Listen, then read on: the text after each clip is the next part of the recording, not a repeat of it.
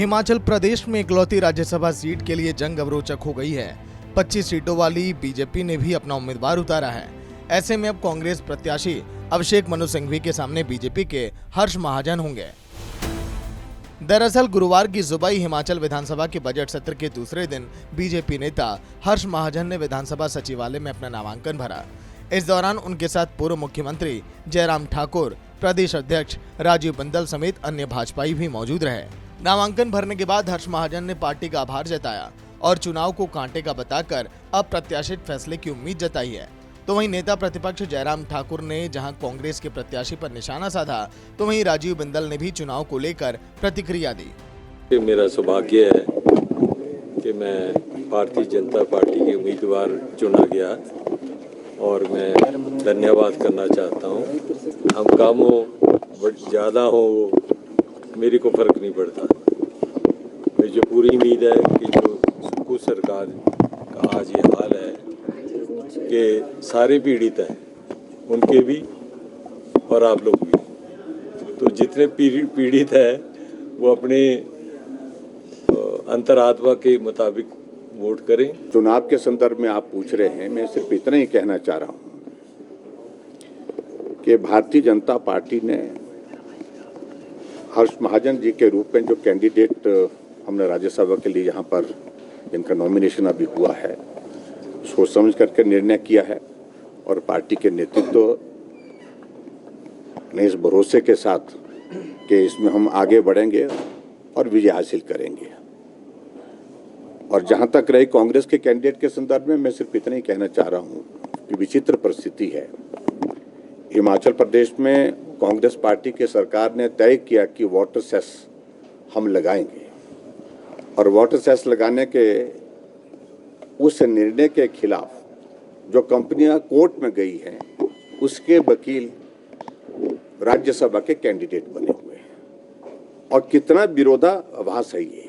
लोकतांत्रिक प्रक्रिया के अंतर्गत हमारे राष्ट्रीय नेतृत्व ने और श्री हर्ष महाजन जी को उम्मीदवार के रूप में प्रस्तुत किया है और नेता प्रतिपक्ष और भारतीय जनता पार्टी सब लोग मिल करके इस चुनाव को लड़ेंगे।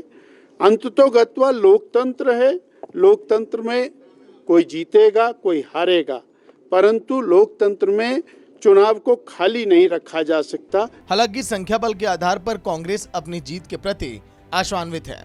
उधर कांग्रेस के प्रत्याशी अभिषेक मनु सिंघवी को अब बीजेपी के प्रत्याशी हर्ष महाजन की मिली चुनौती ने चुनाव रोचक बना दिया है।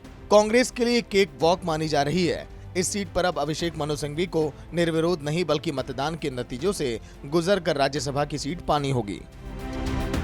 चलिए अब आपको बताते हैं कि कौन है बीजेपी के प्रत्याशी हर्ष महाजन। हर्ष महाजन 28 सितंबर 2022 में कांग्रेस से बीजेपी में हुए शामिल।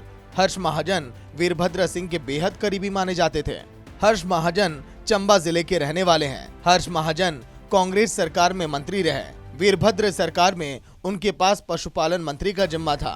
हर्ष महाजन के पिता हिमाचल विधानसभा के स्पीकर रहे हैं। हर्ष महाजन पहली बार साल 1993 में चुनाव जीतकर विधायक बने थे। उम्मीद जताई जा रही थी कि कांग्रेस प्रत्याशी के मुकाबले बीजेपी अपना प्रत्याशी नहीं उतारेगी, लेकिन कांग्रेस के बीच चल रही खींचतान के चलते बीजेपी ने यह फैसला लिया है। उधर कांग्रेस के राज्यसभा से सांसद की प्रवासी के तौर पर जाने माने अधिवक्ता और कांग्रेस प्रवक्ता अभिषेक मनु सिंघवी ने भी अपना नामांकन भरा। इस दौरान मुख्यमंत्री सुखविंदर सिंह ठाकुर, हिमाचल प्रदेश कांग्रेस कमेटी के अध्यक्ष प्रतिभा सिंह, विधानसभा अध्यक्ष कुलदीप सिंह पठानिया समेत कई कांग्रेस के नेता मौजूद रहे। कांग्रेस प्रत्याशी अभिषेक मनु सिंघवी ने भी नामांकन दाखिल किया और कहा कि यह हर्ष का मौका है। उन्होंने कांग्रेस के शीर्ष नेतृत्व का आभार जताया और कहा कि प्रदेश छोटा है लेकिन हृदय विराट है। हिमाचल के मुद्दों को सदन में प्रमुखता से उठाया जाएगा। मेजॉरिटी कांग्रेस पार्टी के पास है। एक सिंबॉलिक उन्होंने प्रत्याशी दिया है। निश्चित तौर पर उन पर वो अगर चुनाव में आते हैं तो वो तो चुनाव 27 तारीख को होगा, उनको पता लग जाएगा और इसमें कोई दो राय नहीं है कि कांग्रेस की मेजॉरिटी इसमें। अभिषेक मनु सिंघवी कांग्रेस के राष्ट्रीय प्रवक्ता हैं। वर्तमान में वे पश्चिम बंगाल से राज्यसभा सदस्य हैं। अभिषेक मनु सिंघवी 3 बार सांसद रहे हैं। वे देश के सर्वोच्च न्यायालय के वरिष्ठ अधिवक्ताओं में से एक हैं। सिंघवी का जन्म एक मारवाड़ी परिवार में 24 फरवरी 1959 को हुआ। उनके पिता लक्ष्मीमल सिंघवी जैन इतिहास और संस्कृति के विद्वान थे। सिंघवी एक प्रसिद्ध वकील और ब्रिटेन में भारत के पूर्व उच्चायुक्त रहे। वे राज्यसभा में पहली बार 1998 से 2004 के लिए चुने गए। सिंघवी 2001 से कांग्रेस के राष्ट्रीय प्रवक्ता हैं। अप्रैल 2006 को राज्यसभा के लिए चुने गए। अगस्त 2006 से 2007 विभिन्न मंत्रालयों में सदस्य रहे।